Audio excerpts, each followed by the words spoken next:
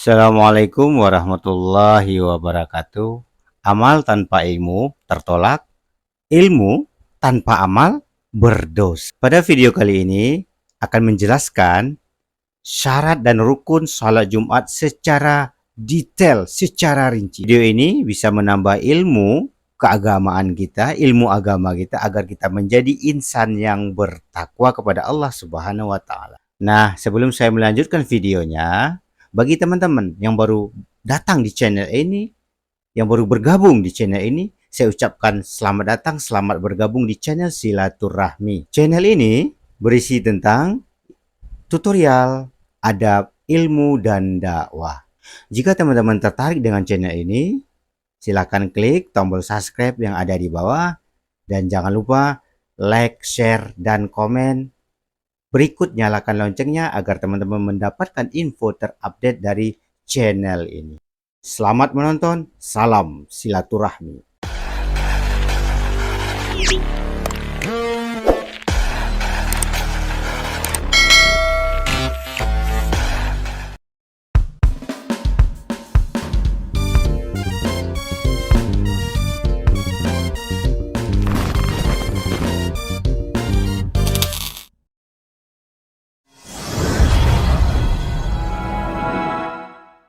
Assalamualaikum warahmatullahi wabarakatuh. Bismillahirrahmanirrahim. Alhamdulillahirabbil alamin. Allahumma shalli ala sayyidina Muhammadin wa ala alihi wa sahbihi ajma'in. Amma ba'd. Sama-sama kita hormati Sohibul Baik Bapak Ustaz Asep sekeluarga. Sama-sama kita hormati para guru-guru kita, Bapak Ustaz Hakim, Bapak Ustaz Abdul Malik, Bapak Ustaz Rahmat. Yang sama-sama kita hormati Bapak Ketua RT, Bapak Ketua RW 05, kesepuhan kita Bapak Nimuangkung, kepada semuanya, para hadirin jemaah majelis taklim Riyadhus Shalihin. Alhamdulillah, di dalam kesempatan ini kita bisa berkumpul dalam acara rutinan di tempatnya Ustaz Asep. Dan sebelum dilanjutkan ngaji, saya mohon karena Allahnya untuk mendoakan saudara saya di kampung kakak saya. Udah 2 minggu dapat musibah. Kemarin 2 minggu yang lalu keserempet mobil di Kalimantan, kakinya pahanya patah. Waktu di Kalimantan diperiksa kepalanya, katanya nggak ada apa-apanya, cuma luka doang. Begitu sudah dioperasi kakinya, dibawa ke kampung, ternyata masih sakit, diperiksa kepalanya bermasalah, jadi ada cairan yang masuk ke otaknya. Operasi lagi kemarin. Saya mohon doanya kepada para jemaah semua, semoga saudara saya, kakak saya disembuhkan oleh Allah Subhanahu wa taala. Al-Fatihah.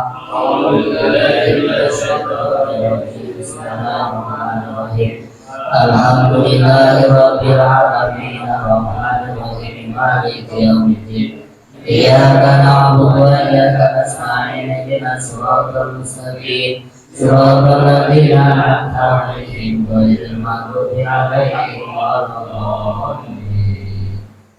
Dan kita juga doakan saudara-saudara kita yang jauh di sana, yang pada saat ini lagi dalam keadaan perang. Kita doakan semoga mudah-mudahan diberikan kekuatan iman, diselamatkan, dijadikan orang-orang yang meninggalnya dijadikan seorang syahid. Amin ya Allah Rabbul Alamin. Beberapa minggu yang lalu kita booming dengan tindak dan perilakunya Israel. Bahkan saya pernah dengar dari obrolan teman-teman sahabat memboikot barang-barang produk Israel. Ya. Sebetulnya yang memboikot barang-barang produk Israel jangan jauh-jauh. Dulu ketika Al-Samiri membuat sapi, patung sapi disembah oleh kaum Bani Israel. Begitu ketahuan oleh Nabi Musa, Allah langsung memerintahkan bahwa sapinya itu kudu dibunuh. Bunuh, kata Nabi Musa, anak sapi. Anak sapi yang mana, kata Israel? Anak sapi yang warnanya kuning. Anak sapi yang warnanya kuning yang mana? Itu yang kamu sembah. Nah, jadi karakter Israel mah ngeyel. Ketika Nabi Musa alaihissalam berdoa, pada saat itu di kaki Gunung Sinai kelaparan umat-umatnya kaum Bani Israel berdoa, ya Allah turunkan hidangan dari surga. Dengan kun fayakunnya Allah turun hidangan dari surga. Begitu turun hidangan dari surga dimakan apa kata orang Bani Israel? Coba Musa, kan ini gak ada bawang merah nih, berdoa lagi dong supaya dengan bawang merah. Nah itu produk Israel. Bapak-bapak malam minggu mengaji ya, agak datang juga. Kok gak datang bapak-bapak? Hujan Ustaz ya. Oh iya, bisa hujan sih.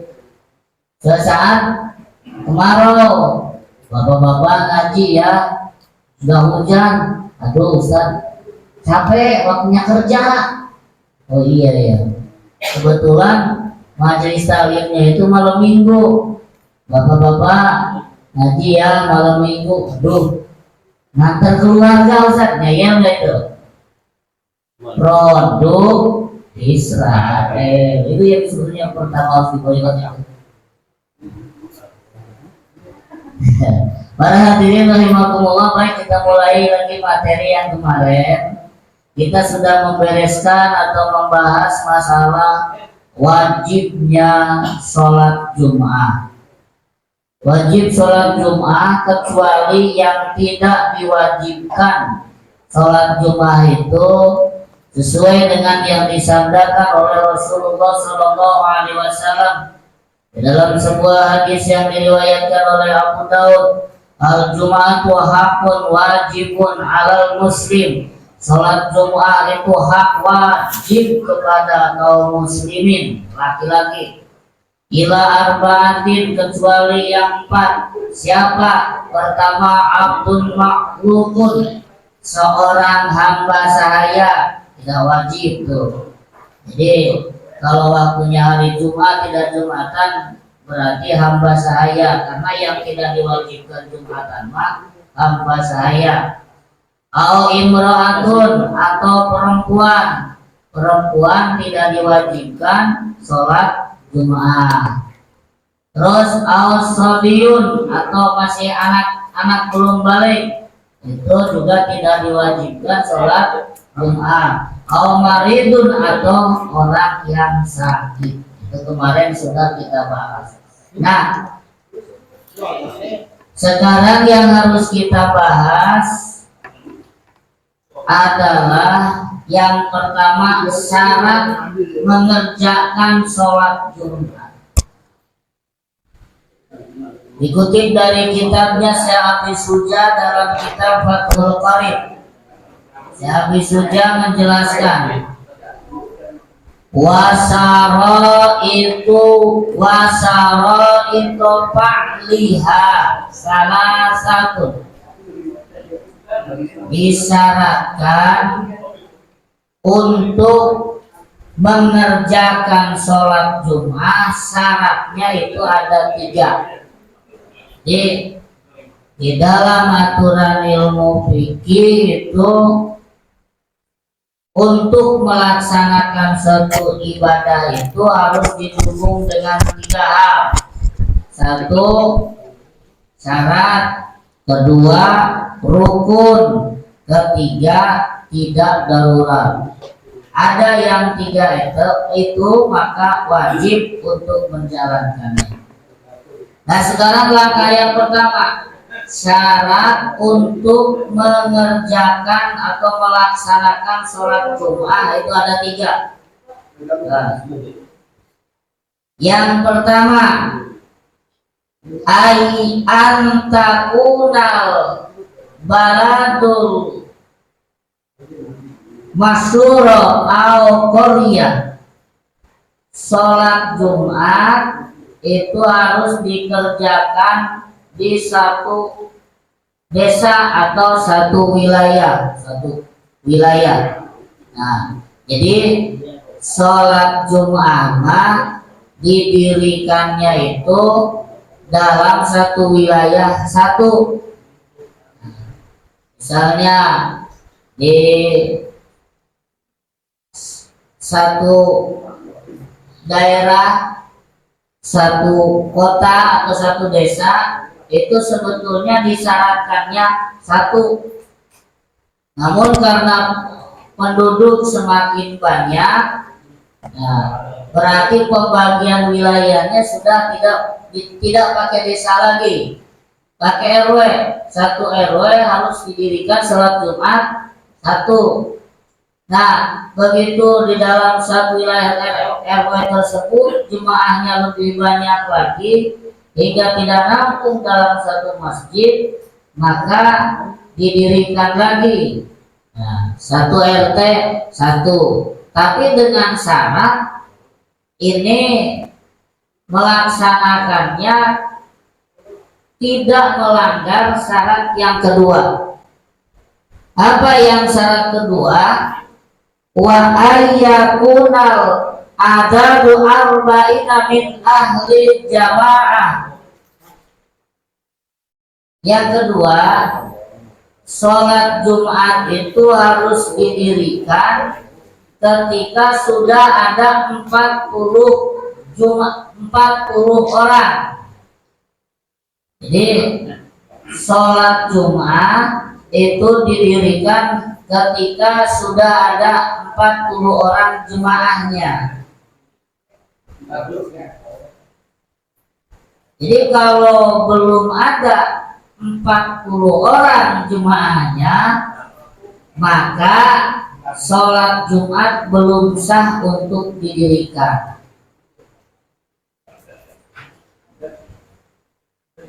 Yang ketiga, wa ayyakuna, dan kudu bukti apa al waktu bagian, kudu masuk waktunya, cukup waktunya. Nah, berarti sholat Jumat itu di hari Jumat jelas ya. Maka semuanya bareng. Jadi kalau ada yang tidak Jumatan nunggu di hari lain gak bakal ketemu Jumatan. Pasti Jumatan itu di hari Jumat ya. Nah waktunya waktu duhur. Bagaimana seandainya waktu tersebut tidak cukup, wa in harajal waktu au utimat, atau juga tidak memenuhi syarat, apa yang kita lakukan? Misalnya tidak ada 40 orang, atau di suatu wilayah tersebut sudah didirikan sholat Jumat dan menyukupin. Nah, atau juga ada 40 orang tapi tidak balik. Jadi 40 orang itu separohnya anak-anak misalnya, itu kan belum memenuhi syarat, itu tidak boleh dilaksanakan sholat Jumat. Atau ada 40 orang cukup di suatu wilayah itu, tapi waktunya tidak cukup, misalnya melaksanakannya di akhir waktu. Sehingga kalau untuk melaksanakan sholat Jumat atau dan khutbah itu tidak cukup. Maka apa yang dilakukan? Sholat duhur. Maka sholat duhur saja. Makanya jangan heran kalau bapak-bapak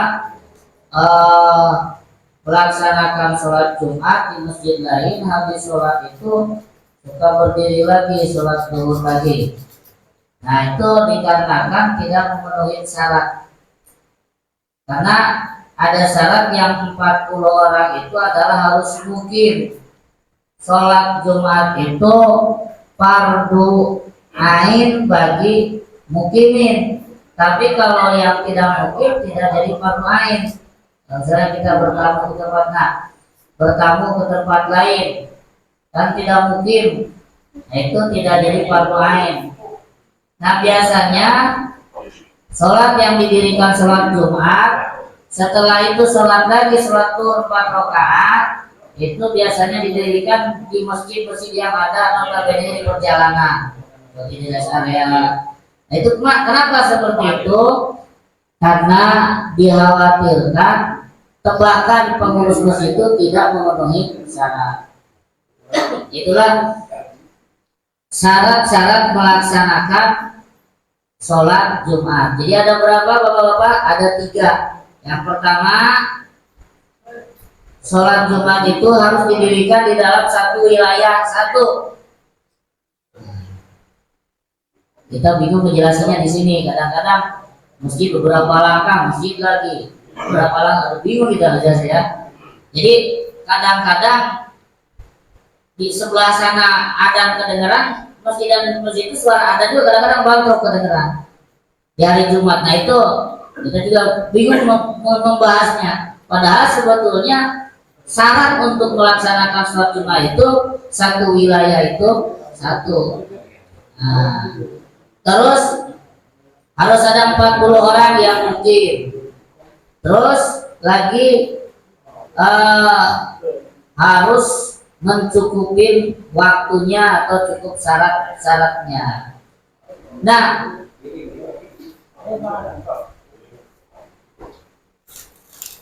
selanjutnya sekarang adalah wa faraiduha salah satu fardunya, pelaksanaan fardu dalam pelaksanaan sholat Jumat itu pun ada 3. Nah, itu pelaksanaannya, yang fardunya yang harus, hingga kalau tidak ada itu tidak diterima juga sholat Jumatnya. Yang pertama, khutbatani yaqumu fihima. 1, harus ada 2 khutbah dan dua-duanya harus berdiri. Jadi untuk melaksanakan sholat Jumat itu difardukan khutbah itu berdiri. Bagaimana kalau ada orang yang lumpuh, ya jangan jadikan khotib dulu, ya nyari yang bisa berdiri. Terus termasuk fardu juga wa yajlisu bainahuma, duduk di antara khutbah 2, itu termasuk fardu juga. Nah, duduk di antara khutbah 2, khutbah pertama duduk, terus khutbah kedua berdiri lagi. Makanya pengurus masjid harus nyiapin tempat duduk. Nah, terus wa antusolli rakaataini fi jamaah, sholatnya harus didirikan 2 rakaat, sholat berjamaah. Jadi dalam pelaksanaan sholat Jumat itu sholatnya itu harus didirikan itu berjamaah. Makanya satu hal yang wajib menjadi imam, yang wajib jadi imam, sebetulnya kan sholat fardu yang lain tidak wajib jadi imam, tapi sholat Jumat itu wajib si imam itu berniat menjadi imam. Kenapa? Karena sholat wajib Jumat itu harus didirikan berjamaah. Tidak bisa melaksanakan sholat Jumat maupun farid. Jadi kalau tidak ada jamaahnya mending sholat duhur saja. Nah ini hal-hal yang berkaitan dengan sholat Jumat. Diakhiri firman Allah Subhanahu wa taala di dalam surat Az-Zum'ah ayat yang ke-9. Kata Allah Subhanahu wa taala, ya ayyuhalladzina amanu idza nudiyatis shalah ya ayyuhalladzina amanu idza nudiyatis shalati fantasiru idza nudiyatis shalati min yaumil jum'ati fantasiru fas'au ila dzikrillah.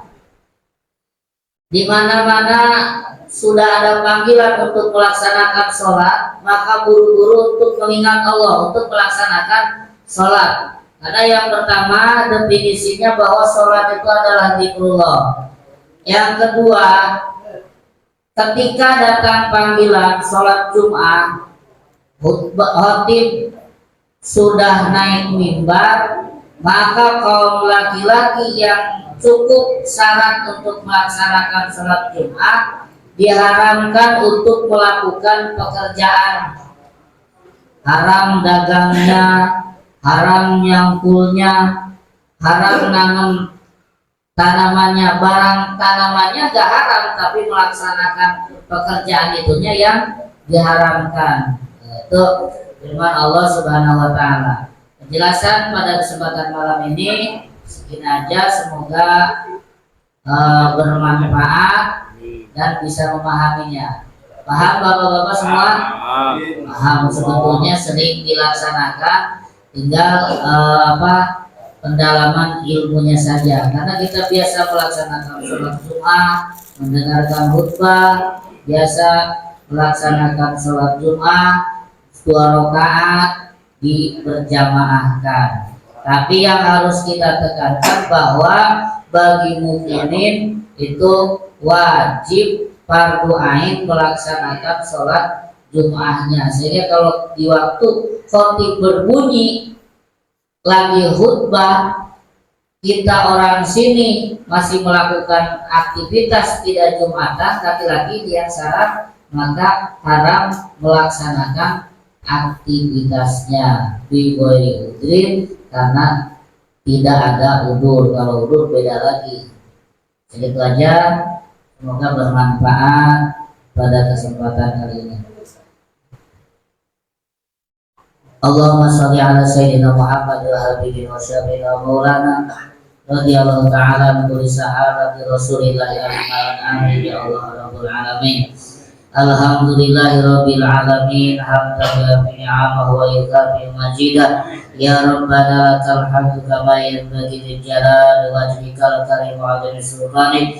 Ya arhamar rahimin irhamna. Allahumma sholli ala sayyidina Muhammadin wa ala ali sayyidina Muhammadin salatan tunjina biha min jamil ahwali wal afat wa tagfirana biha min jamil hajat wa tutahhiruna biha min jamil syai'at wa tarfa'una biha indaka ala darajat tubariduna biha salbayan min jamil khairatil hayati wa ba'dal mamat. Innal ladzina yubayyinuna yaqullahu wa nakasa fa innama yanqutu nafs wa man 'afa bima sayutihi ajran 'azima.